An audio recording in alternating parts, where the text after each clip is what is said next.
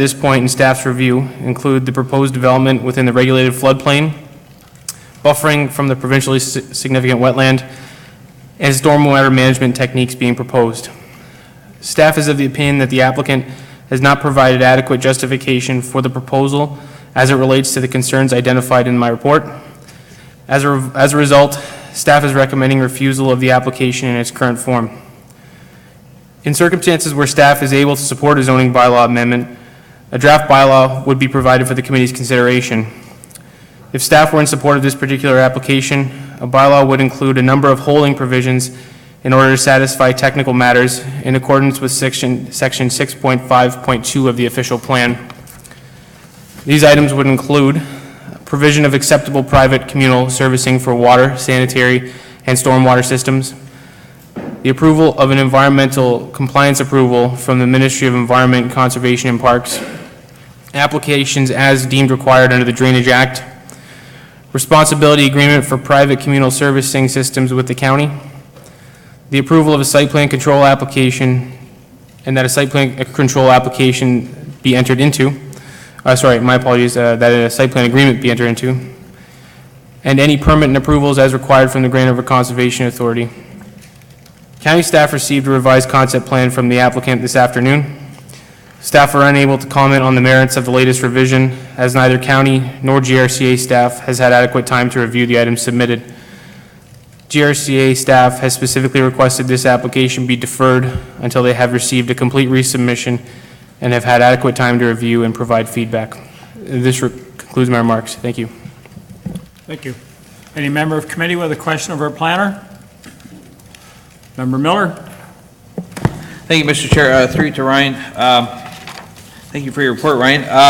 One of the things you mentioned was you're not supporting this application based on its current form. And in light of some changes made, I'm wondering if your recommendation would change. In reading the report that is dated for today, October 10th, you say it doesn't meet the provincial policy statement, and then you list the reasons why. And one of them is ensure adequate buffering is provided between the northerly limits of development and the provincially significant wetlands.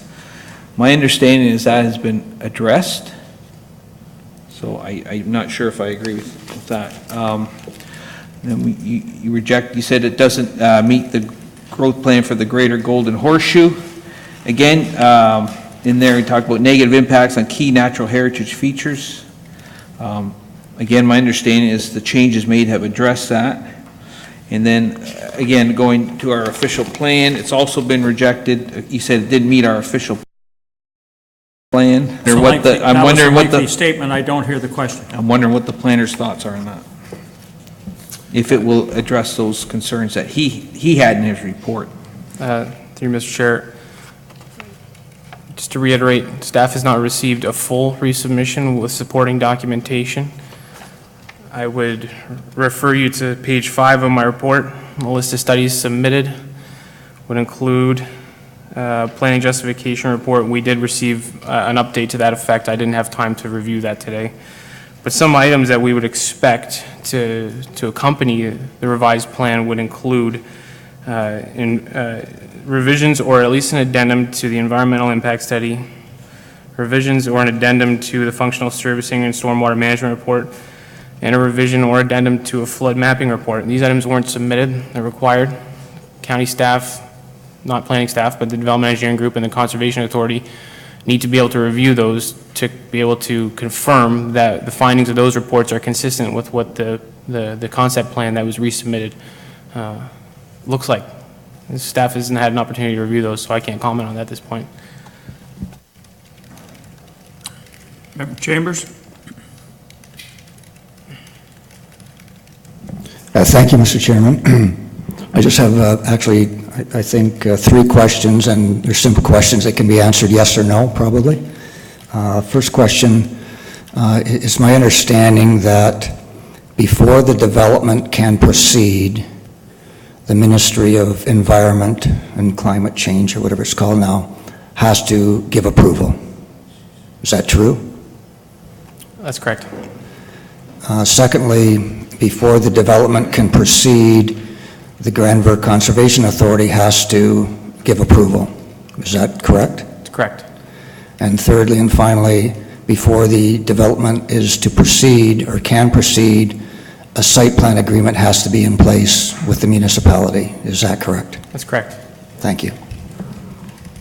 Any other member of committee with a question of our planner? Member Gatward? Thank you, Mr. Chairman, through you to the planner. Can you tell me, I read in here where they wanted to alter the Lewis drain, and is that being done through the Drainage Act? Through you, Mr. Chair, would you be able to specifically reference which part that's from? The page? I'm looking for that in my report.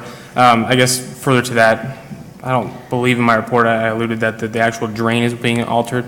The applicant had removed that proposal some time ago. Any additional flows to the Lewis drain may trigger a Drainage Act approval, and that's to be determined at the site plan stage or at a future stage. But I don't believe that in my report I stated that a drainage modification in the normal sense is being proposed. So the subject lands are assessed to the municipal Lewis drain, but they're not being altered now. That's been changed. Or was I reading something wrong? Because Could you please just reference which page or paragraph from the report? I'm just trying to find it here. Just for its context. I don't have it in front of me, but Member Gatward, I think you're dealing with something that'll come forward under the site plan agreement, not here.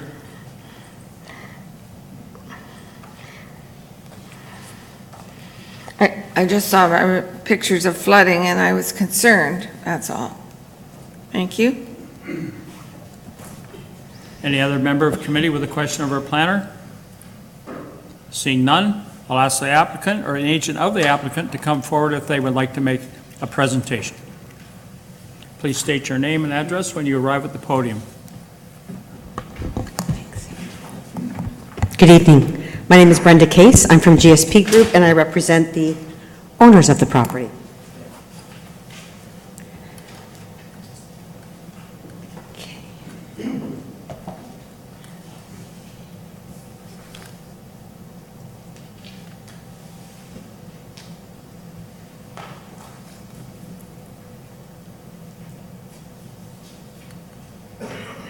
While our presenter is getting ready, I'll note at the back, when you come through the door on your right-hand side, there'll be a sign-up sheet.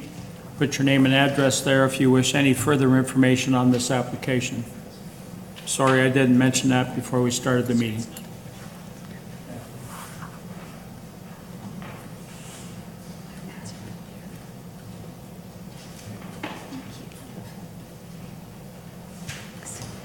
And if you're wondering why I'm not looking at the screen, I have a beautiful screen right in front of me, right down here.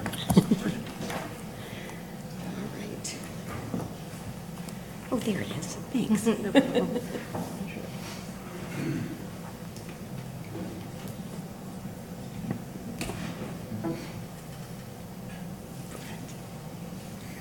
you very much.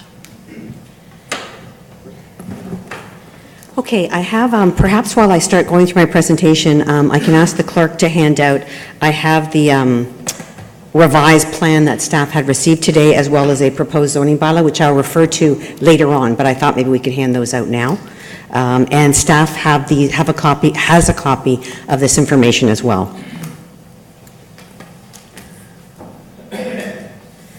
So you're all familiar with the property located on the north side of King Street in Burford at the western end of the settlement area. For your information, if you don't remember, the property is in excess of 20 hectares, and we are looking to develop approximately 9 hectares of that. The remainder of the property will remain as a woodland in the north and along the western boundary, including the Lewis Drain in the floodplain. There was a previous public meeting or open house that was held in June, and as a result of that meeting, we have reviewed and revised the plan.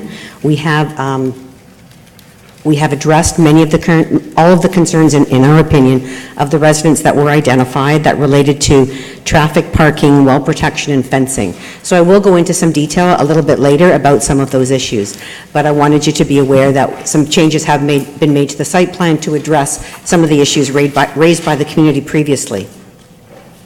So this is our original proposal that you saw back in June, which is slightly different from the one that you have in front of you that was just passed around. It shows basically that we have a natural area to the north and to the west, and this particular picture that you see, the green area is supposed to go all the way down along the western edge. That's my error, my apologies. In addition, we were proposing 114 single detached dwellings. We were proposing 44 row houses that are located basically in the middle portion of the western half of the property, as well as a clubhouse in the northwest corner and an office down at the southwest corner, which would also include the wastewater management facility and water treatment plant. Finally, we had 2 private parks, open space areas, as well as connections that would lead you through the development to the park and or to the clubhouse in terms of somebody walking or parking to visit their relatives in the community. So once again, we are looking at a different ownership model. It's not a condo development. It's under the sole ownership of Creekside Village, and each dwelling unit will be leased through what's called a home site lease. So they will have a leasing agreement with Creekside Village. They will essentially own their units for a specified period of time, and Creekside Village will maintain everything around it. They'll maintain the yards, they'll maintain the walkways, the roads, everything else in the development. As a part of that process, the people that own or are part of this lease within Creekside, they will be charged a maintenance charge, and it's kind of like a condo fee to relate it to something that everyone's a little more familiar with. So the key concerns that were raised by staff as a part of the submission and the circulation process related to our proposed modifications to the floodplain, buffering from the provincially significant wetland, and our proposed stormwater management techniques using low-impact development. And Ryan had mentioned all of those as a part of his presentation. Since June, we've worked with the Conservation Authority, we've worked with staff. There's been a lot of push and pull, but I'm hoping that this evening you'll appreciate that we think we are in the home stretch and that we've made it. We've reached the right point in this development proposal. So just to update you, there were a number of studies that have been completed as a part of this application. There was a planning justification report, an archaeological assessment, an environmental impact statement, a traffic impact study, a geotechnical report, a hydrogeological investigation, functional servicing and stormwater management report, and a flood mapping report. Since that was a part of our original submission, then in order to address the concerns that were raised, we updated a number of those studies, and that's part of what Ryan has Ryan noted that he's looking for a further revision. So we have already provided an updated submission, not based on the plan that you have before you, but we did update our planning justification report, our environmental impact study, the functional servicing report, and the flood mapping report. So we've gone through one set of comprehensive revisions, and those are comments that we worked with as well. So now I want you to have an understanding of the evolution of the plan that we've gone through over the past little while. So originally, you were looking at 114 single detached dwellings, 44 row houses for a total of 158 units. Then the next iteration, and this was basically what was submitted with those revised reports that I just told you about, we were looking at 114 singles, 38 row houses, and 152 units. And I'm going to explain to you in the next slide how that change, what that change entailed. And then finally, we're at the plan that's before you today, which is for 128 single detached dwellings, 26 row houses, and a grand total of 153 units. So what you can see very simply in this slide is that the green area along the western side or the left side of each of these drawings gets bigger. And that's essentially the floodplain. So the revisions that we're talking about here, the first one is to deal with the 253-meter contour lines. This is an elevation, and that's where Hurricane Hazel is, and that's essentially the floodplain. And this is what the Conservation Authority and city staff have been concerned about. And what they talked about was, we need everything out of the floodplain, and we tried to convince them that, no, we can do some cut and fill in there, and we can make this work. So based on our analysis, we could make it work. It does work technically, but the Conservation Authority didn't support that. So we went to round 2, and that included pushing it over a little further. So again, you're going to see the green area got a little bigger, but we still have a number of, the rear portion of some of those lots along the western side are still partially within that floodplain area. Again, you're going to see that green area getting bigger, and we're getting further away from the westerly side yard.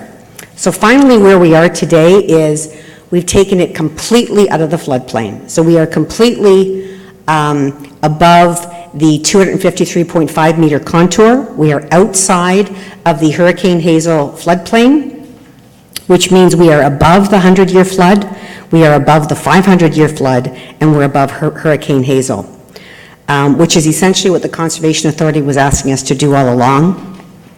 But we have done that. So what you can see in the middle plan is how did we end up doing that and still maintain, it still looks basically the same. Well, if you look over in the middle portion, if you look over here, you see the number -2. What we did was we eliminated 2 row house units and pushed that north-south road, this one here, we pushed it over to the east. So in the first iteration, we pushed it over, we eliminated 2 of those row house units. Now we've eliminated 3 of those row house units. We're still providing, they're three units of blocks of 3 now, and in that way we were able to get all of the units in, but outside of the floodplain. So on this basis, the proposed development as you see it today would be consistent with the provincial policy statement and the places to grow plan as it relates to hazard lands and safety related to hazards. The next issue that was identified pertained to buffering from the provincially significant wetland. So that area along the north was a wetland, that blue line was a wetland that was staked with the Conservation Authority. In order to look at appropriate buffers, we ended up also staking the top of stable slope. They came up with stable slope versus slope. I'm not an expert, but there's an explanation as to why that word stable is there.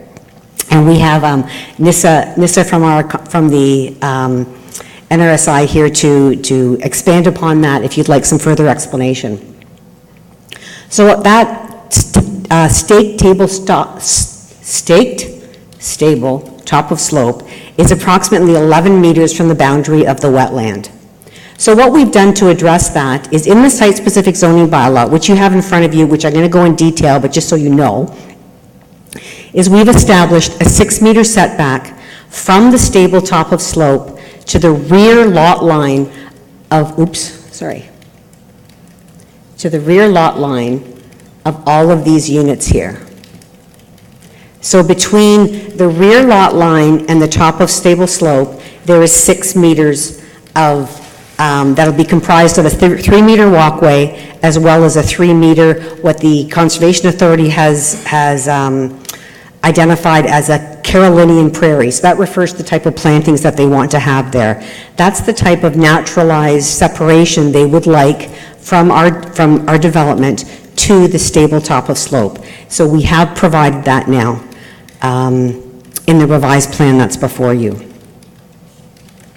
This 6-meter area will be maintained by Creekside Village. They will be responsible to maintain the walkway as well as ensure that the 3-meter vegetated buffer is maintained as well.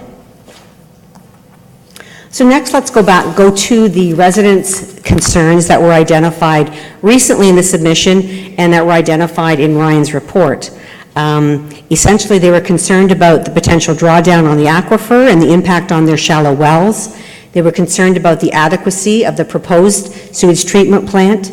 They were concerned about increased flood risks because of the work that was proposed in the floodplain. They're concerned about what would happen in the relocation of the hydro line that runs through the property north of their developments, and they're concerned about increases in traffic. So I'm going to address these in the coming slides.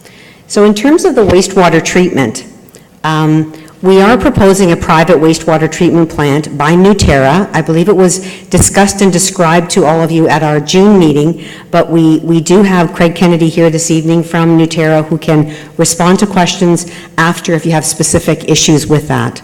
I am in no way an expert on that thing, on any engineering matter. In terms of wells, the wells on adjacent properties, the residents were concerned about the impact it would have on their wells. So we wanted to let you know, as a part of any development and as a part of any site plan process, well monitoring will be required before, during, and after development. So whatever happens through that process, if there are any issues, they will be addressed through the process, through formalized agreements with the municipality. In addition, we're proposing a private water treatment facility, and all of this is going to be located in the southwest corner of the development on Block H. I'm not sure if you can see it really well on what's in front of you, but if you go to the bottom left corner, there's a little block there, and that's where the wastewater treatment and water and wastewater treatment private facility will be located. In terms of stormwater management, we've talked about low-impact development and the type of things that can be used to accommodate or to assist in providing for these new ideas that we have. And some of them aren't really that new. I think the difference here is we're on the leading edge in terms of the type of LID measures we're proposing. It's not your traditional permeable pavers that you would see typically in the municipality. It goes 100 steps further than that in terms of the type of permeable pavers we're talking about. And this permeable pavement will be on the roads, on the private driveways, and within the private parking lots. In addition, the county requires through stormwater management that we design it to accommodate a 5-year storm at a minimum in terms of stormwater management. Creekside is being designed beyond the 100-year storm, so we wanted to provide you with that level of assurance that what we're trying to do is much better and at a higher standard than what's been done before. And again, Rob Mielek from MTE is here this evening to respond to any questions that you have, as well as Andrew from MTE. So that brings us to, here's our new proposal, which is our revised proposal that's before you today. So what we've done is we've eliminated, if you look over here, we ended up eliminating 3 townhouses from each of those blocks. And we did some finagling, and we rejigged lines, still keeping the intent. We've just got some slightly smaller lot widths, but they're still within 50 feet or 15 meters. So we've eliminated 18 row houses, but we've added 13 singles. So in that respect, that's how we've kept the numbers. We got the numbers back up. So originally we were at 158 units, the original submission, and now we're at 153 units. Again, units 1 to 10 have been shifted. So if you look over here, these units were shifted, that's what this little arrow is showing you, they were shifted to the east to move everything out of the floodplain. Everything else is basically the same in terms of the design. So what hasn't changed? The overall concept hasn't changed in the sense that the access is still two two-way accesses off of King Street. We're still proposing a walkway system around the development. We're still proposing connecting trails within the development to get to the open space areas or to the clubhouse. In terms of parking, we're not changing the parking with the exception of we're adding an additional barrier-free visitor space that was requested by staff. In total, we're looking at 83 visitor parking spaces included, These visitor parking spaces are located within Within this park block here, we've got 29 spaces here, we've got 47 spaces that are proposed within the clubhouse area, and we've got 7 additional spaces proposed here. So the minimum number of visitor parking spaces that are required in the zoning bylaw is 83. So we have to provide those at a minimum. But keep in mind, each unit is being provided with a garage for 2 cars, as well as a driveway for 2 cars. So each unit will have 4 spaces. So if you go to visit, so when your family member lives there, you go to visit them, it's more than likely you're going to park in their driveway, because they've got 4 spaces available to them. On that basis, on-street parking is highly unlikely, as well as any overflow. We don't anticipate any overflow whatsoever. So what are the units going to look like? Again, nothing's changed. This is what was presented to you back in June. It gives you an idea of what the single detached units are going to look like, with the 2-car garage and the 2-car driveways. The row house will be something like that. Again, all of these units are going to be 1 story in height, and they're all going to have a front yard of 7.5 meters. All of the units are 100% accessible. It's essentially single-floor living. They'll all be equipped with wide doors and hallways. Grab bars are installed, or no threshold showers in the en-suites, high toilet seats, raised receptacles, and lowered switches. In addition, lever door handles and taps are proposed as well.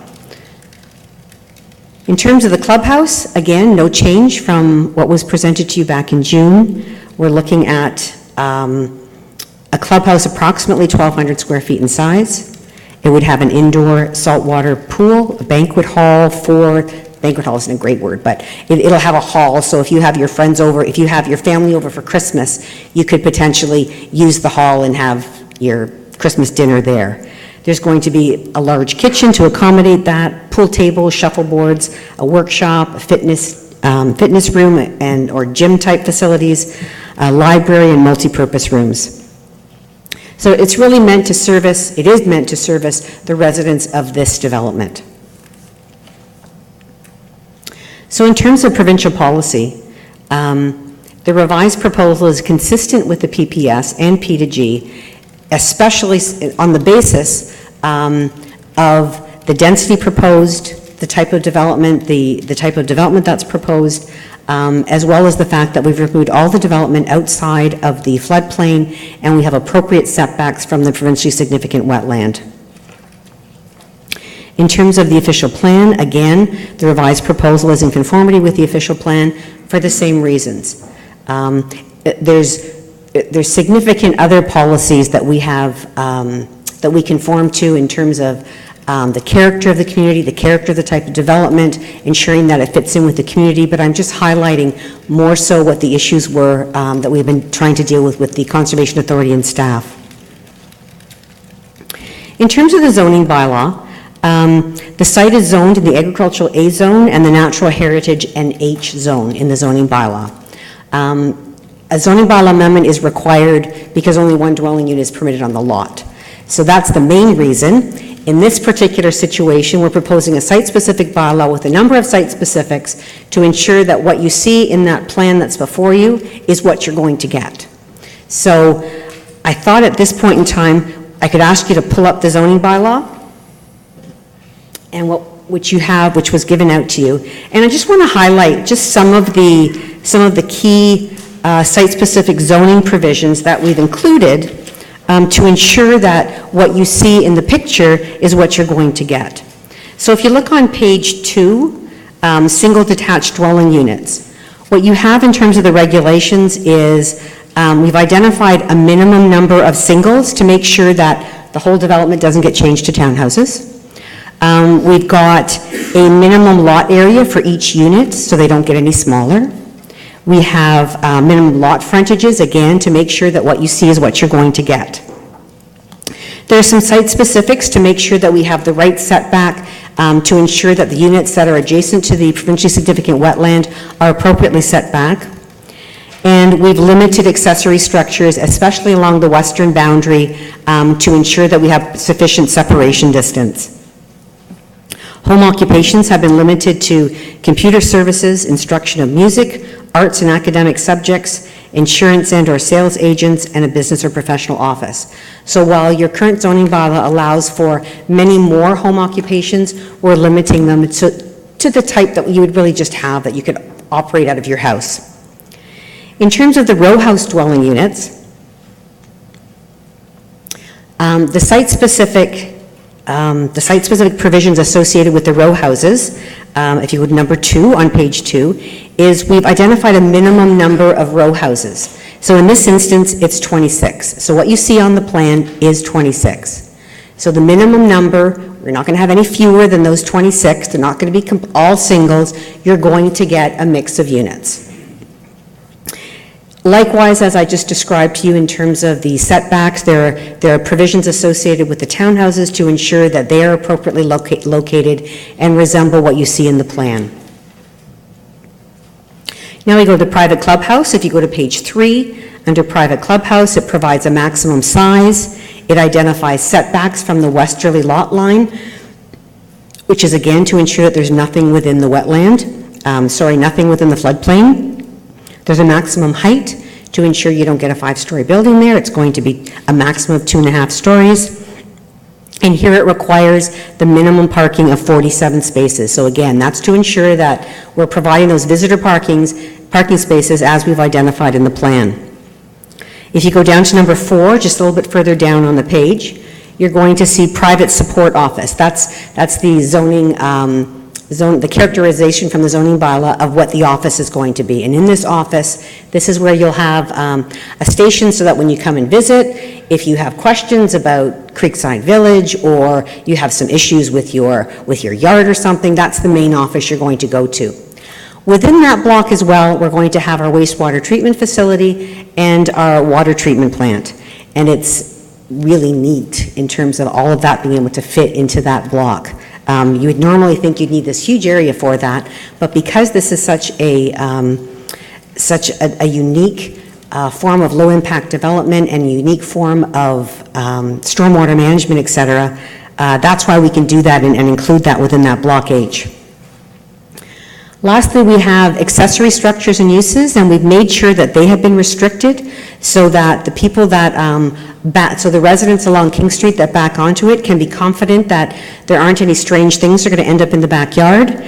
Accessory structures are limited to a hot tub, a deck, which is limited in size, pergola, and that's essentially it. So that's all you're allowed to have in your backyard. They're not going to end up seeing anything more than that. Finally, we have some parking provisions, and again, they were provided in each section telling you what the minimum parking requirements are. There's a minimum number of parking spaces required in the office area, a minimum number of parking spaces required for the clubhouse, and we still have to come up with a total number of 83 spaces, so that leaves the rest for the area adjacent to the park block.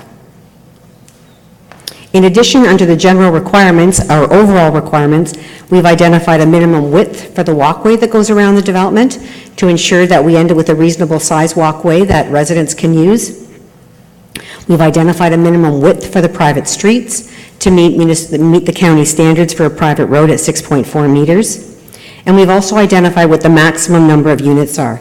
So I provided minimums for the singles and the row houses, but an overall maximum number of units in order to provide some flexibility through the site plan process if things get crowded in one area or there's a need to push things over for some reason. We've got a little bit of flexibility there. But again, the minimum number of towns is established and the minimum number of singles is there. So we're not going to exceed what you see there in terms of the unit count.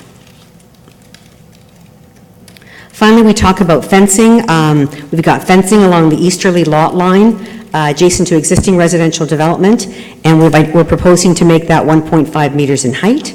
And through the site plan process, we can deal with the type of fencing and what the residents would really be interested in. And I believe the owner, Jim Brown, has actually started some discussions with some of the adjacent property owners to talk about what kind of fencing they would. So basically, if fence or what was We are not regarding a holding provision.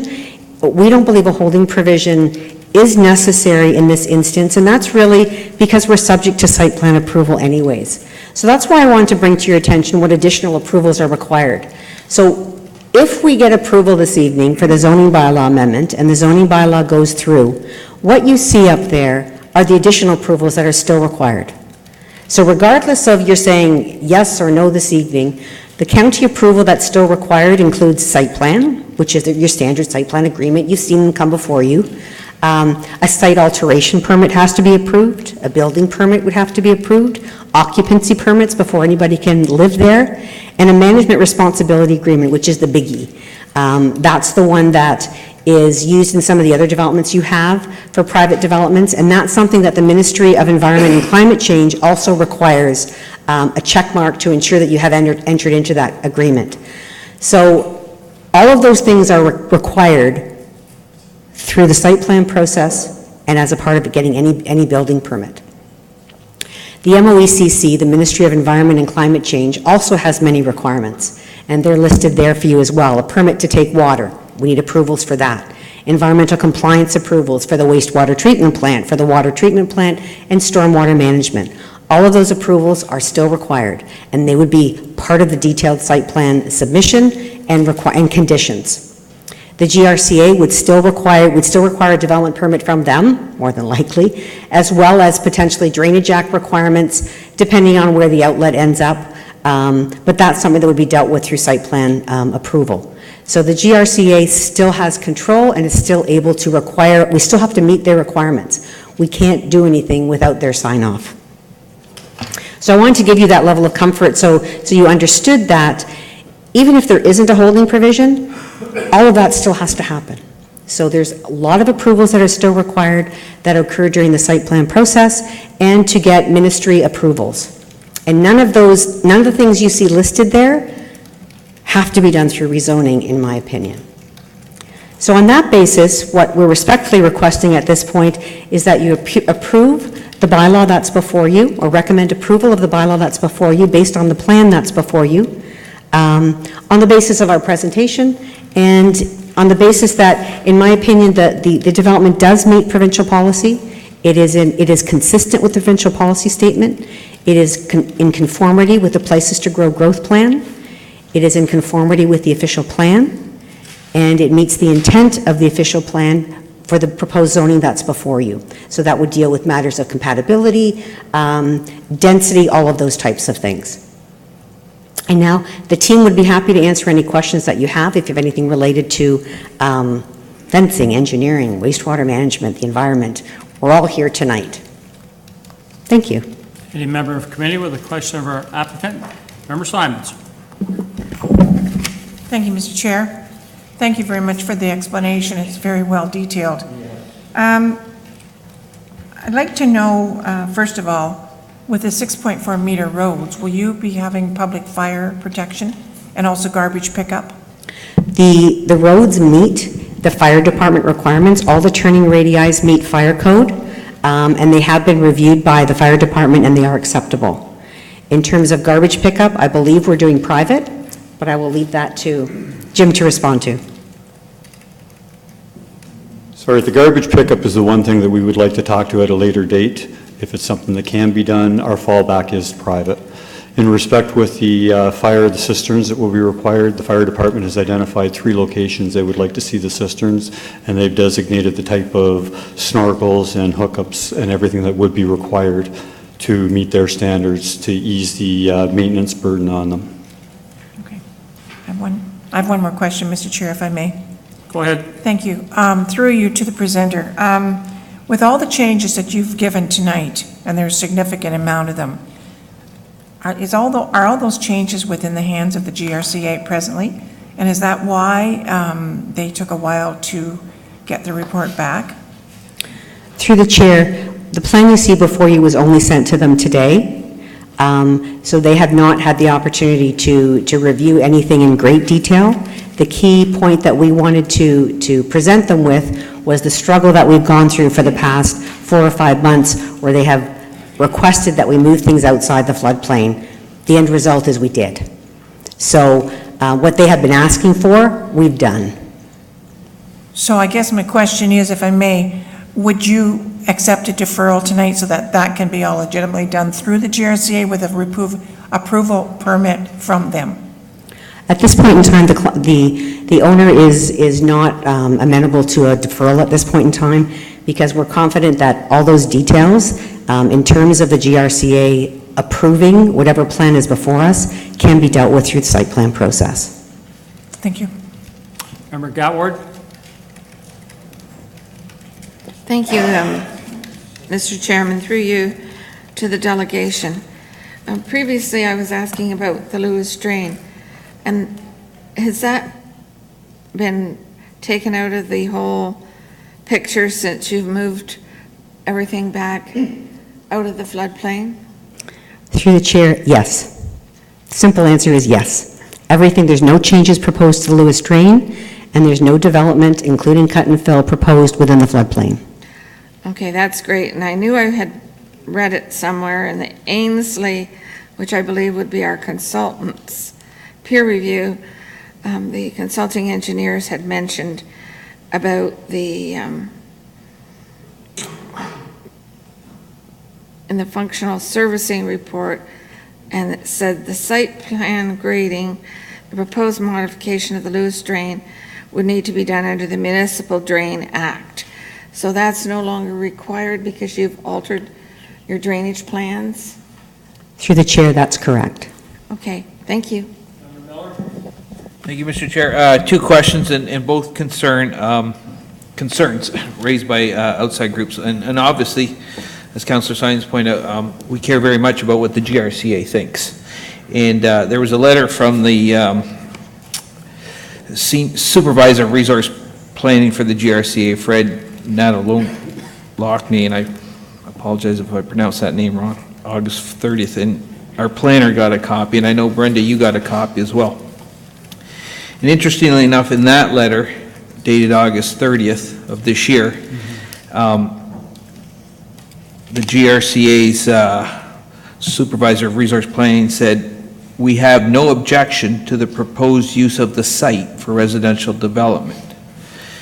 We do object to the development limit proposed as it relates to the floodplain present on site." And from what I understand, that was their concern, their major concern. And just to be clear, Brenda, you've addressed that, yes? Through the chair, yes. Okay, so in check, in my brain, that's check, that's good.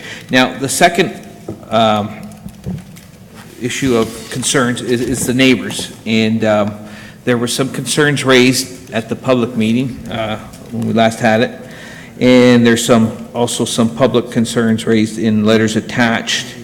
And I think you did a good job of talking about them, the sewage, the traffic, the fence. I wanted to ask you about, because it was raised by more than one, and I think if I was there too, I would have the same concern, is that the potential drawdown on the aquifer. And I believe we're relying on the hydrogeological study to show that the draw on the well, or draw on the water, doesn't lower the water table at all, or maybe a very, very small amount. But I also want to ask, because given that this proposed development is going to be maybe going where we haven't gone before in the county as far as low-impact development, permeable pavers, what's the effect on the water table of all this? Because my understanding is if the water's infiltrating, it's actually going into the groundwater, rather than saying during a heavy rain event, running off into the stream, and from the stream it runs off into the lakes and then out into the ocean. Do you see that as being, do you see the low impact development that you guys are proposing as being a positive for the water table? Through the chair, the simple answer is yes. I'd like to perhaps get one of the engineers to give a more technical response to that. Through you, Mr. Chair, the well that we drilled on site is in the order of 70 feet deep. So there's a substantial separation between that and where the infiltration would be taking place. So we've got we tested the water and collected samples during our pumping test, and the water quality is favorable for the development.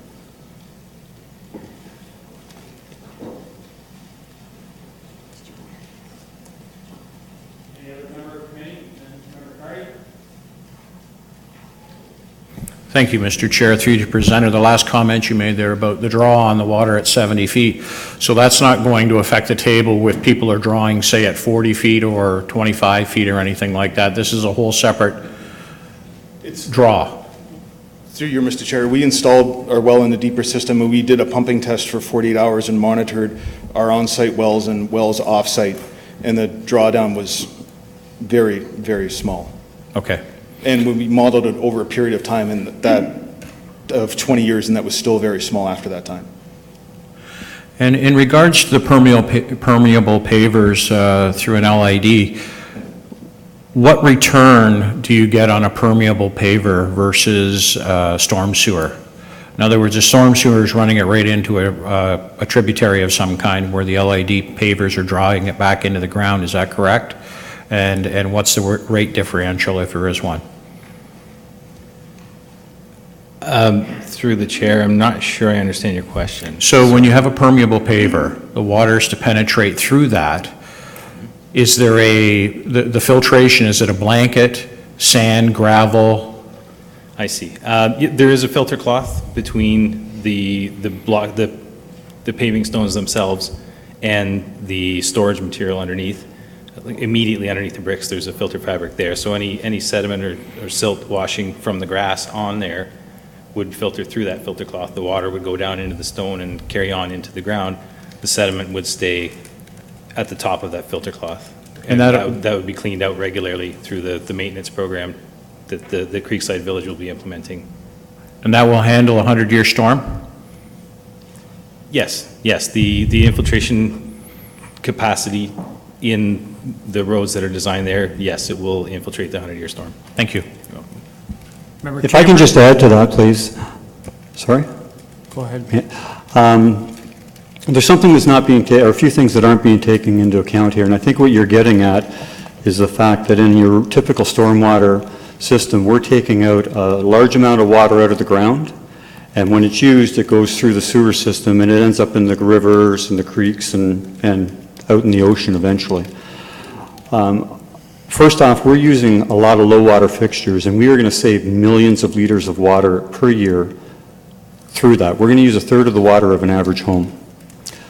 Secondly, with the fact, we don't have the plan up here, but with that there, we're taking 28 acres of water, and we're infiltrating that back into the ground.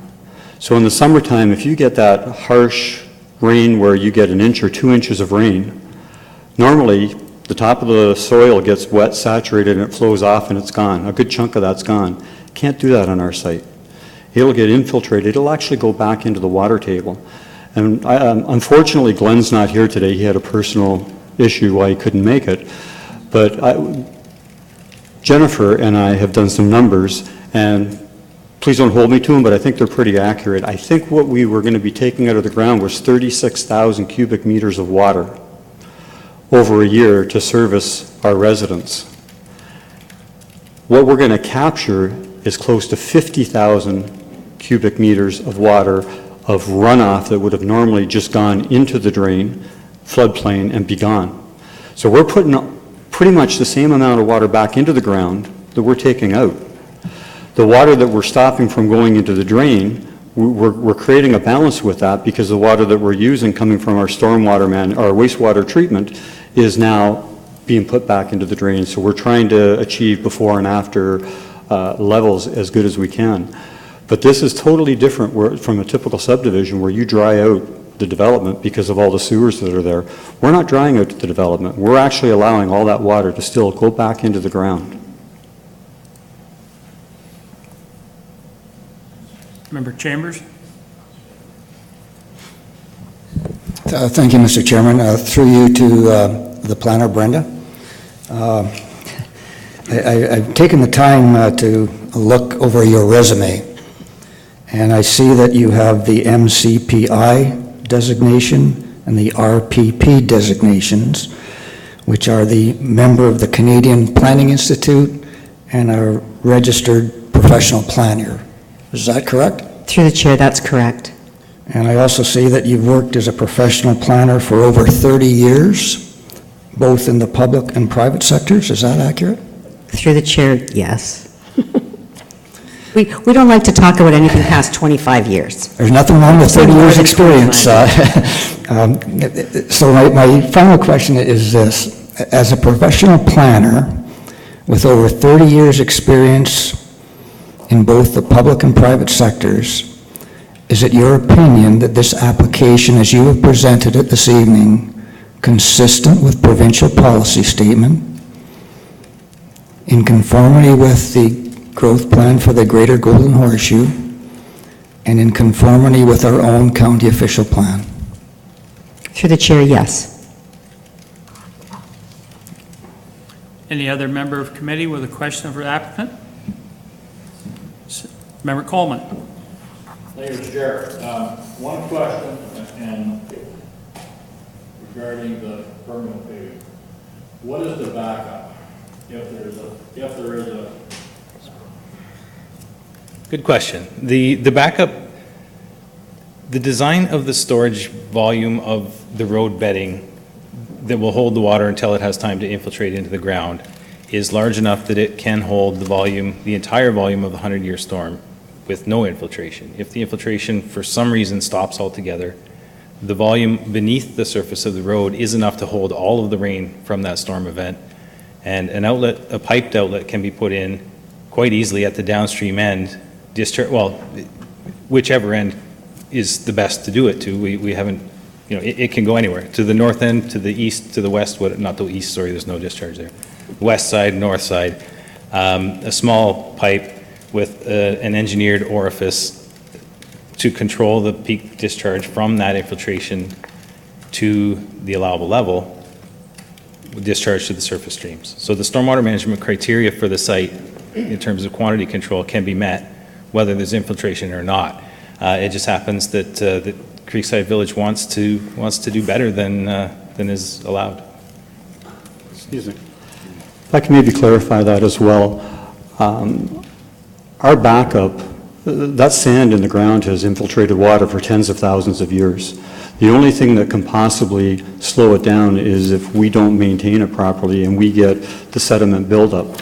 We have a maintenance plan that will be far beyond anybody else who's installed permeable pavement. It'll be done on a monthly, if not more, basis. We'll have a sweeper every time there's landscaping or maintenance done. That will clarify the stones that are in there.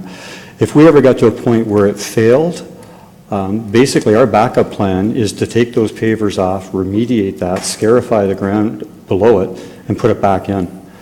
We will be doing on an annual basis a infiltration test, and where you look at it is 100 inches, I can't think of the number, 100 inches per, the infiltration, 100 inches per hour, per minute? Millimeters per hour. 100 millimeters per hour, sorry.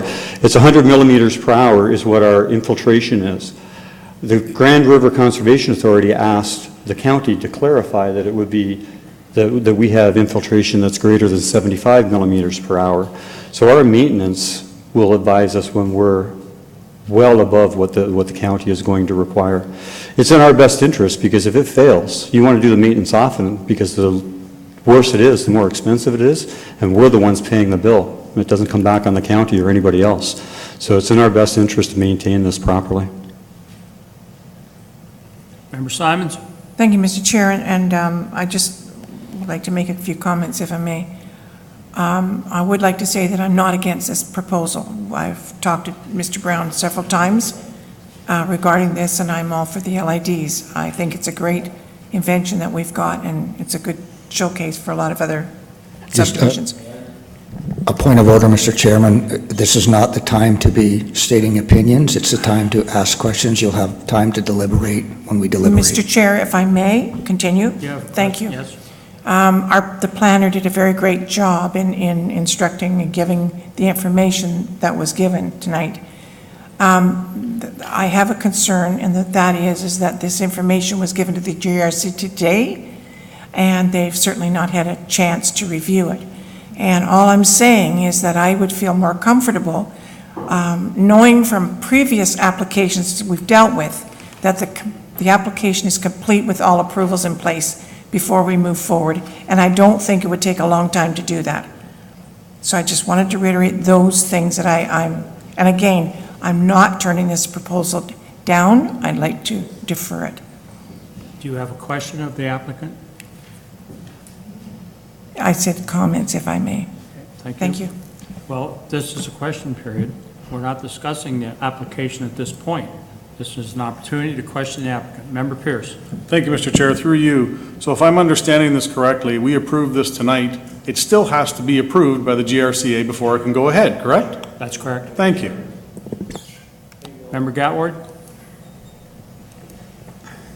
Thank you, Mr. Chairman. Through you to the delegations, I'm not sure who wants to answer this, but I just noticed on this lovely plan after I blew it up, I could read that there's an existing Bell easement that runs through many of the proposed lots. Is there any infrastructure on that easement? And has Bell granted their approval to build over their easement? Or has that easement been done away with? Through the chair, that will be dealt with through site plan. They'll identify what easements need to be removed, where the hydro would be put underground, so all of that will be addressed through the site plan process. We wouldn't move it at this point until we know we had approvals. But you don't know if there's infrastructure in that easement currently? Fiber optic cables or whatever? When we've asked them to identify all stuff for the work that we were doing, the only infrastructure that was identified was along King Street. We believe that's an empty easement. So it's empty. Thank you. Any other member of committee with a question of the applicant? Seeing none, thank you very much. At this point, I'm going to open this meeting up to members of the public who would like to speak to this application. Is there any member of the public that would like to speak to this application? Please come forward, sir, state your name and address. And I remind committee, you do not question these presenters at this point. I want to be clear on that. Thank you, Mr. Chair. My name is Dan Dignard. I am a resident of Burford, and I'd like to just, I don't have to speak on behalf of all the people from Burford, but in fact, we're a very loyal group. We have a lot of ownership in our particular community, and we really value people that come to our town to help us into the future. We've got some very innovative people that have taken a look, not only the Brown family, but other people that have bought individual homes inside the village itself and are in fact fixing them up, maybe towards a boutique type of atmosphere for Burford, because one of the biggest things we've got going is all we've heard of lately, including our Toronto Dominion Bank, is we're leaving town. And we can't afford to continually have that, especially for our children. And so when we get this kind of a development in terms of additional housing, we're talking about affordable housing as well. We're sorry to see that the row housing has been diminished to meet standards, and that's all fine and good, but we do need affordable housing even in Burford. I can tell you, as being a realtor, that there are in fact people waiting to move into our community, not only into this development, but also into other homes inside of Burford and Burford Township. Why? I don't know, but I think it's because Burford does offer a great deal of community life. And there is various committees that are working right now in order to try to see what we can do going into the future, not only for the kids, but people that, I turned 71 this year. And I thought, my gosh, you know, here, 71, pretty soon I'm going to have to be rolled into one of these developments if it doesn't happen pretty soon. So we would encourage you along the way to take this particular development because there has been more innovative creativity and innovation that we've seen, experimentation on this project, that these people should get an ICE award. That's ICE, by the way. Anyway, the long and the short of it is that other communities would love to have this kind of a project. The learnings alone that have been given to our particular county through the Brown family in terms of the monies invested to look at all these experimentations and innovation can't go for naught. They have to be preserved, and we all have to learn from it.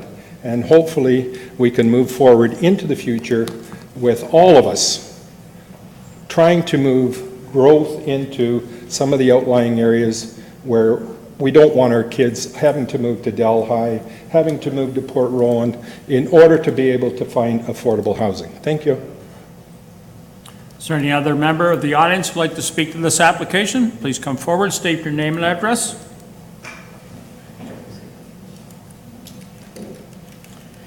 Yes, Rick Leach, 6 Concessions, just north of Burford. I spoke to this public meeting when they were here earlier this year. I believe it was in June or July, and it's just going to be almost a repeat of that. I do back this development fully. I go back to the first time it was introduced in Burford at the Legion, and as you all know, especially the committee members here, that what doesn't happen when you get a lot of people on anything new, and you get probably 50% of them that are against it or think they're against it until they hear the facts. Well, that night, nobody was more shocked than I was, because people had questions, but nobody had any great objections. All they were doing was looking for information. I thought that was a little trigger in my mind. Obviously, some of the members here tonight know I sit behind you quite often, and I see all the delegates up there, pros and cons for whatever the project may be or the concern is. And also, that was a number of months or years now since that meeting took place, and here we are tonight. And I'm as in support of this for a lot of reasons, but anybody that knows me knows that I don't like to pay my property taxes, taking money out of my pocket. I hope that whatever I pay, it is for a good cause and goes to a lot of things that we need in the county, both as services and otherwise. But this development doesn't take anything out of my wallet. Not through my understanding. Mr. Brown, it's coming out of his pocket and probably some investors. But as you've heard, everything is basically done in-house. The maintenance for the property is in-house. It is not going to be a burden on county staff after the approvals get through and actually get built, and on the road maintenance and anything else. So we're at a win-win situation here. We need people in Burford. We know we don't have water and sewers, and there's a lot of people that are still concerned whether they do want water and sewers. Again, this is a win situation. We're getting an influx of people in the community that, because of the age group, are going to be in Burford. So I urge you tonight to move forward with this, because, and I didn't realize myself until I looked at the overheads tonight, this isn't an approval of the whole thing, because you have to go through all these other approvals to get to that stage. So we're not just opening the floodgate and say, you're going to build it. I wish I could, Mr. Brown, I'm sure, would like to see that from what he's gone through up till now. But, so again, I do support it. I think in the big picture, it's one of the best things that's come to Burford in a lot of years. And I do congratulate them for doing it. And it's ahead of most anything. That I do understand the real importance of that water removal and not dumping it somewhere else, because right here in Paris, out at Cobblestone, I remember a number of years ago, people were sitting right here complaining that water was, when they did phase 2, if I remember rightly, the water from phase 2, which was approximately 3 feet higher than phase 1, was looking for an excessive rain day, looking for phase 1 to run through so they could get down to a holding area. Because what do? It's true. You have a 22-acre field, the water goes through it. If you have a 22-acre normal subdivision, you got little postage stamp lots of grass and everything else is sidewalk, pavement, roadway, and the water heads for the lowest part in the property to get there. So I just see it as a win-win situation in the big picture. I know there's always concerns, but I think the bigger concern is we don't want to lose it. And I thank you for that. Any other member of the audience like to speak to this application? Please come forward.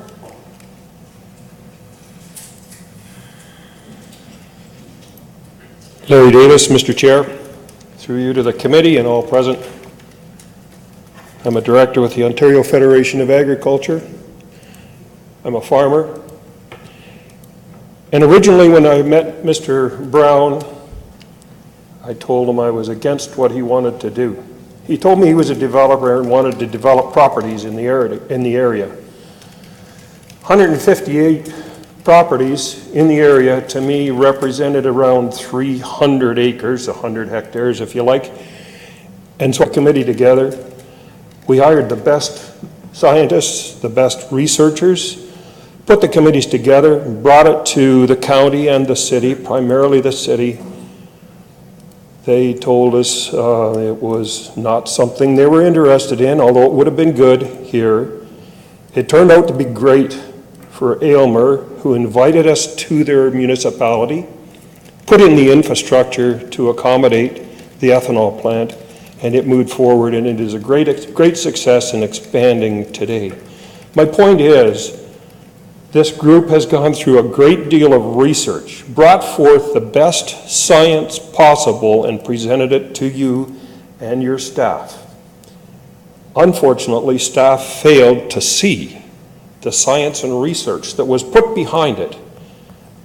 But I'm sure this council will give direction to staff to put them to do the proper research and put the proper people in place to find that the research has already been done by, as you've already pointed out, some of the people with the highest credentials possible. Last night I was with the Honorable Philomena Therese, Minister of Seniors. She said that by the year 2030, 23% of our population will be seniors. That's a shocking number, but I guess to some of us it isn't. We realize that we're all getting older. Yes, so I just wanted to confirm that. I was also informed by Maclean's magazine that 17.5% of the rural population will leave the rural part of Ontario to move to larger municipalities by the year 2025. That's only 1.5 or 2 terms of this council, which might just make this council, no, I don't want to say that. So this proposal is putting forth 9 hectares to build that many dwellings. That's amazing, because originally it would have taken 100 or more hectares to do that, which takes away from farmland, which is what I'm concerned about. I should be combining right now, but I left that business to come here and talk to you because I know you will understand what I present to you. Farmland, agriculture, is currently the #1 employer in Ontario.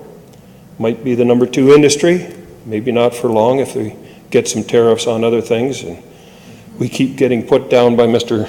No, never mind. So I would urge you to approve this zoning bylaw amendment, because these people have done their science. They put in place the best research and presented it to you, and it needs to come from you to move forward. Thank you for your time. Any other member of the audience who would like to speak to this application? Please come forward. State your name and address, sir.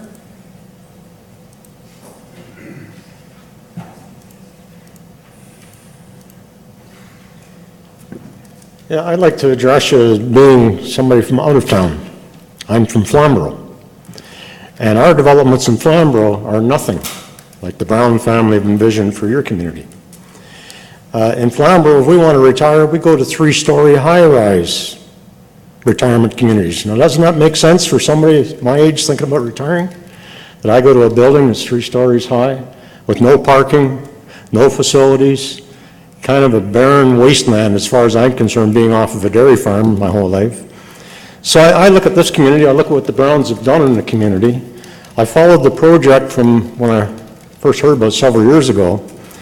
And I think it's impressed me most is how they've gone about the project. They just didn't rush in and say, we're going to do this and try to choke it down people's throats. They went to the community and said, what do you want? And the first thing, they listened. And I've watched it evolve. Parking spaces, isn't that novel? You have a house that you can actually park your cars at. And if your kids come to visit, they've got 2 more parking spots, and the kids can stay overnight and park their car and not have to take a bus into town to see mom and dad. So they listened. And every time I talked to Mr. Brown and his family, I saw this thing evolve. And it evolved miraculously. Like they listened. They listened to the concerns of the conservation. They listened to what the neighborhoods wanted. The parking for the people who want to live there. And it's a real viable community for somebody old that wants to retire in a house that's on one level, good parking facilities, clubhouse facilities, parking, parkland, exercise, right in their own community. And then the big thing that impressed me is that they designed this project so it's not going to cost the municipality anything. Because I'm from Hamilton, and Hamilton loves to spend money, our money. The Browns have proposed to do everything in-house. Their own water treatment plant, their own sewage treatment. And this permeable pavers, this is genius. The water goes back in the ground. That's where the water came from. Let's put it back where it came from. Back in the aquifer. We can just keep recycling, just like nature does. We don't want to put it into the farm drain sewers and flood the farms out down the way like everybody else does with their salt water off the roads and everything else. They're going to keep it in their own property line. And that's what I'd call, from the farm community, a good neighbor. Because that's what I looked at when I was in the dairy farm. We looked at the farm next door. We didn't impose on him, but he likewise didn't impose on us either. So I fully support and endorse what they've done, and I hope this council can see the wisdom of what they're doing, the importance of what they're doing for the community, and throw their support behind them. Thanks. Any other member of the audience like to speak to this application? I'll ask a second time. Is there any member of the audience who would like to speak to this application? Please come forward, sir. State your name and address, although we know you. Mr. Chairman, Mr. Mayor, fellow members of council and staff, my name is Willie Martins. I am from Burford. I'm the chair of the Burford Seniors Housing Corporation. I am also the president of the Lions Club, and I belong to the Business Association. And I've got a few items that I do want to talk about. The first one is need. Back in 1998 and 99, a bunch of us got together and built Westside Village for the Burford Seniors Housing Corporation. It was a 35-unit ranch-style condominium for seniors. It's a volunteer, not-for-profit organization. About 3 years after it was built, our waiting list went to about 130. We're currently over 160 people on a waiting list. We only have 35 units. We knew we could never cover all the need, and we certainly can't. Unfortunately, we don't have the energy or the wherewithal to do it again, but it was a great project, and it continues to be that. So as far as the need goes, it's definitely there, and it hasn't changed. It's always been a need there. We've never just been able to fill it. And we hope that Jim someday will come a long way to doing that. Westside Village is on full servicing. We were one of the first private serviced housing developments in the county, certainly in Burford. We have met or exceeded MOE requirements for the past 20 years. We have a 20-year record, because I heard some questions about servicing. And I will speak to that a little bit, because it took me 3 years at that time. There wasn't the technology there is now, and we did partner with Waterloo to get to meet the ministry requirements. As a matter of fact, they still collect all the data from our project. Earth Sciences at Waterloo. It was their first C of A for their particular technology. So I've been heavily involved in that, and so I want to speak to the servicing for a second, because since that time, it's been 20 years, and the current technologies just get better and better all the time. I was very fortunate to go down to Talbotville with Jim and view the system that's going to be here. And view the data as well. It's fantastic how far this has come. And I can tell you, having looked at sewage systems probably for 20 years now, there is no doubt, and I mean no doubt, that the discharge that Creekside Village will put out will exceed the quality and effluent that we now discharge at Paris and St. George. It absolutely will. In Paris and St. George, we all know there's new regs coming down with regard to nitrogen. These have already been addressed in the systems that will go in here. Our systems at Paris and St. George, probably within, I wouldn't be surprised if in the next couple of years, they will have to retrofit to meet new requirements, because they're finally deciding and finding out that there's too much nitrogen going out of these systems into the streams. So this will be rectified, and it's not that they can't rectify it, but it will take retrofits. And I want to say to you that full servicing is full servicing. And I think some people have trouble understanding that. Development in Paris and St. George is allowed because they have full servicing. Creekside should be no different. It will have full servicing. It will be a microsystem, and that just means it's smaller. But the effluent, the quality discharged from this system will be will meet all the requirements and be every bit as good, if not better, than what we do at our larger systems. So you just got to remember that it's just a smaller system. When we talk about micro, that just means smaller. That doesn't mean it can't do the same thing. It not only can, it does.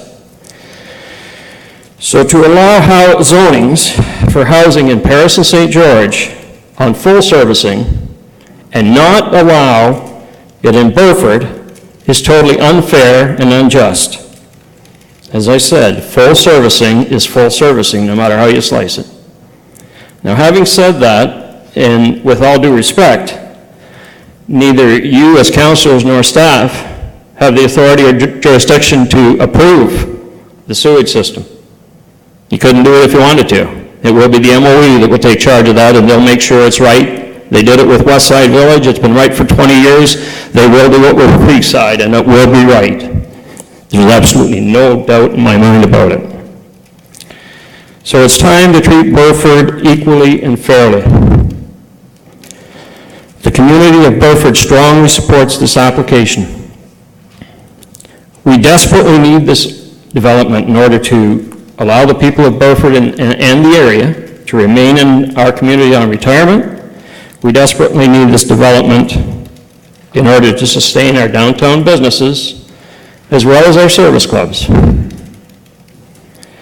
There is no compelling or valid reason, and I want you to think about that. There is no compelling or valid reason to deny this application. Let's get it done now, please. Thank you. Any other member of the audience would like to speak to this application? I'll ask a third and final time. Is there any member of the audience would like to speak to this application? You're all here. Don't be shy. This portion of the meeting is now closed, and I'm going to go back to committee to see how committee would wish to deal with this recommendation. Member Chambers. Thank you, Mr. Chairman. I have no hesitation in making a resolution seconder the recommendation. Mr. Chambers, Member Chambers, we've got a recommendation before us. I think we need to deal with that recommendation first. I understand that, Mr. Chairman, but to save a step, rather than to vote down a refusal, my suggestion is to approve an approval. I'm with you. I know what you're trying to do, but in my position, I do not want to save steps, and then have myself open to criticism that we didn't follow proper procedure. And that would open the door to somebody to file a complaint. I don't think we're violating any procedure by accepting a resolution for approval. Well, you're putting me in an awkward spot, Member Chambers, because we're heading into an election, and I don't want to leave myself open for criticism, and we've got a recommendation before us, and I want to deal with that first. Member Coleman. Chair, I'll move the recommendation that is before us. Thank you. Seeking a seconder? Seeking a seconder.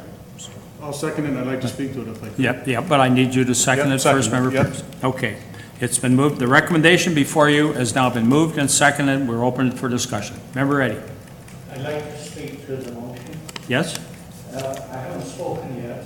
I want people to know where I stand. I was looking forward to this meeting because it's such an informative meeting and it's turned out that way. It's great. But what I want to stress and bring forward is the fact that because GRCA hasn't approved this before we deal with it, doesn't mean that it should be held up, because GRCA operated in a very, very different way for a number of years longer. And what they did, it wasn't planning from the top down as we're having now. It was an executive committee, and I served for a number of years, and it was the developer and the people who supported or didn't support the development that brought things forward and passed things which the GRCA was required to look into and deal with. And that's exactly the spot we're in tonight, that we want to move ahead with GRCA doing its job afterwards rather than before. And that is very much in order because it was for a number of years. Thank you. I support it. I support the motion. Member Pierce. Thank you, Mr. Chair. If I could, just speaking to the recommendation that's on, that we're on the table here. First of all, I want to say thank you to staff for the refusal of this recommendation, because as the recommendation was, it should have been refused. A couple things I want to point out here. There was mention that staff, they failed to see the science. I don't think that's the case at all, so I don't think that was a fair statement. What staff was refusing on was the proposal that was given. So I just want to make that clear. I don't believe it's a case they didn't see the science. I believe they did see the science. It was the fact of the application that came before them was not in compliance. So what we've learned tonight, a couple things. They've done exactly what the GRCA has asked them as far as buffering. They've done everything. They've got all the tick boxes off here. So I don't see an issue with that. The other thing I want to just say here, there was a statement made that this may be the best thing to come to Burford. We've been talking about LID development since Mr. Chambers here brought it up. I think this may be one of the best things that's come to the county, let alone Burford. So just for the record here, even though I second the motion to get this refusal on the table, I do not support a refusal. And I am in full support of the recommendation that will come further to move this forward, knowing full well that GRCA has to do their thing, but we're going to have our tick box checked off and wait for them to do theirs. Thank you. Thank you, Member Pierce. Any other person? Member Simons? Thank you, Mr. Chair. And again, I say that I'm not in disagreement with this application, but I think we should be following procedures, and I think we should give staff an opportunity to review the GRCA information that they send back before we jump to haste, and I think that would be the proper procedure to follow. Again, I'm not against this application, but I just want to follow the correct procedure. Thank you. Member Coleman? Thank you, Mr. Chair. Even though I did move this recommendation, I'm not supporting the recommendation for other reasons. So when the appropriate time comes for the vote, I will call for a recorded vote. And so I want to make sure everybody's clear on this. If we approve the recommendation, it's refused. It's a dead issue at this time. So I'll just make sure everybody at this table understands that. Thank you, Mr. Chair. Member Cardy. Thank you, Mr. Chair, and I'd like to say thank you to staff. They did a great job. They followed it to the T the way they're supposed to. I know there's been a lot of back and forth on this project from both sides. It gets a little heated at times, and I understand that, like any project. The key point here is we're looking at technology, and coming from a science background myself, you're looking at a new type of technology that we can utilize and show the rest of Ontario, maybe, the rest of parts of Canada. Let's not be afraid of it. Technology is technology. Are there going to be steps along the way where we may stumble and fall? Yes, absolutely. That's part of learning. And I'm very pleased that we have this opportunity in the County of Brant to move forward with something that's new, exciting. I think I almost saw Mr. Davis smile there for a second. I think he was really excited about this. But to me, it's a real exciting time in the county for stuff like this, and we really need to grab it. And yes, we need to follow protocol. There's no question about it. Ryan, you've done a great job. Staff has done a great job. They followed the system the way they're supposed to. And I'd just like to say thank you to everybody for what they've done. Thank you. Anyone else like to comment? Member Gatward? Thank you, Mr. Chairman. Well, I think it is a very interesting project, and certainly it'll be very beneficial for the community of Burford. And there has been a lot of innovation included in the whole site. And I'm very pleased to see that they've addressed the GRCA concerns. And I wonder if anyone has thought about, if we do approve this, whether we would allow the same type of development in other areas of the county, such as Member Gatward, we're not discussing any other part of the county. We're discussing this, what is presented before us right now. So please stick to the recommendation. But we would be setting a precedent. That's all I wanted to say. So it is a good project, and we may have more of these come forward. Thank you. Thank you. Anyone else like to comment on this recommendation? So I'm going to call the vote. Bear in mind it is a recorded vote. So be very careful on how you vote.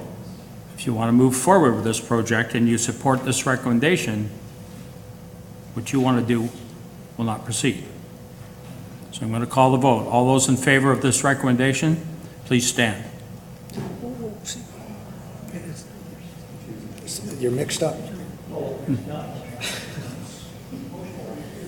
The motion before you, the recommendation before you. If you're supporting this recommendation, Member Chambers? Let's make this crystal clear, Mr. Chairman. The motion that is before us is to refuse the project. That's right. Which was a staff recommendation. That's correct. So, if you support the motion, you are in fact refusing the application. That's correct. So let's call the question again. Yep, I'm clear on that. All those in favor of the recommendation, please stand. All those opposed to the recommendation, please stand.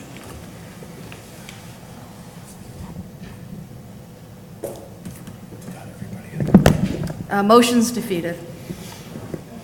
Now I'm going to turn to Member Chambers to bring forward another motion. Let's try this again. I have a feeling this recommendation is going to pass because it was unanimously, the recommendation of staff was unanimously refused. So I will move, to be crystal clear, the recommendation that is right up in front of us. Seeking a seconder and I'd like to speak to it. I have a seconder, Member Coleman.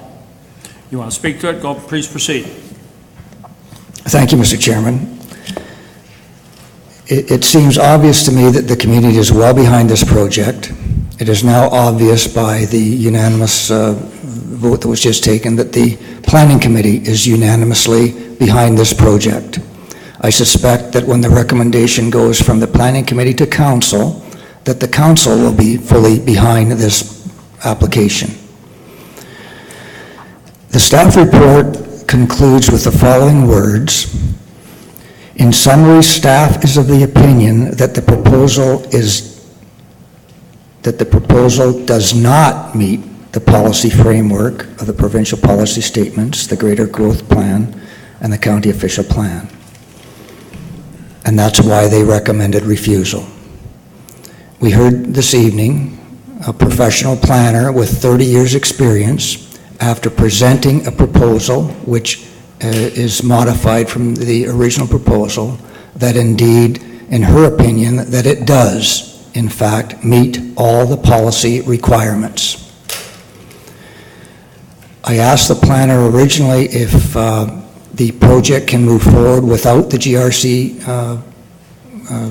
the Grand River Conservation Authority approval. It can't. Grand River Conservation Authority has to approve this development before it proceeds because of the floodplain issues. And if they don't, development will stop. Councillor Pierce is absolutely right. They have the final say, and there's no reason to defer, because if they're not going to approve it, they're not going to approve it. There's a site plan application that has to be made. A lot of the details that we talked about are site plan control issues. They will be dealt with, and they have to be dealt with because an agreement has to be made with the municipality with regard to the site plan. That, again, can be done, and hopefully recognizing that everybody seems to be behind this, that staff will work with the proponent to make it happen. And finally, with regard to servicing, the Ministry of the Environment and Climate Change does have to approve this project. If they don't, the project doesn't proceed. So there are checks and balances in the development. What we're dealing with tonight is the zoning, as a recommendation before us says, and once that's passed, the other approvals must fall into place. So it's the first step, but I think it's the first step that has to be taken. And I really expect this to be a unanimous vote. I expect it to be unanimously approved within the community, and I hope that staff will get behind this project and work with the proponent and not throw roadblocks up, but indeed take roadblocks down to make sure this project proceeds. And that's my final comments. I encourage everyone, and I'm going to ask for a recorded vote, to unanimously approve this recommendation that is for us. Any other member of committee? Member Miller? Thank you, Mr. Chair. I'll be brief. I support the revised application. I think they, again, as I said to the planner, they check off all the boxes of concern, whether it's the neighbors or the GRCA or staff. And one of the reasons I also support is I see, and it was talked about tonight, there's a lot of different things, new things that are being tried here. And the way we're going as a society, I think we need to do things a little bit different. So if all goes according to plan, I'm hoping that a lot of the things that are being done here will serve as a blueprint for other developments throughout the county and maybe throughout the rest of Southern Ontario. So I definitely support the revised application. Any other member of committee wants to comment? And we'll close it and call for the vote. Although, and yet, I totally understand, Member Chambers is recommended, seconded by Member Coleman. Everybody clear? All those in favor, please stand.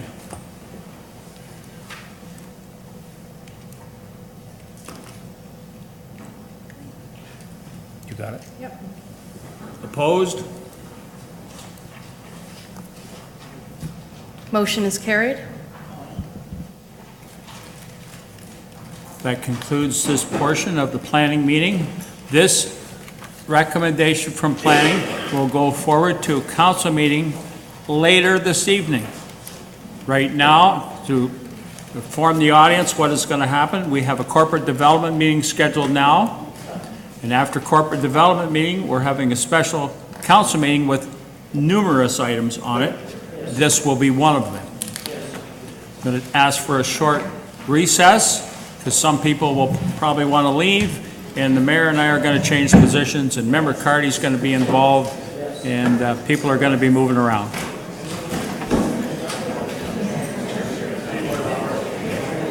Do you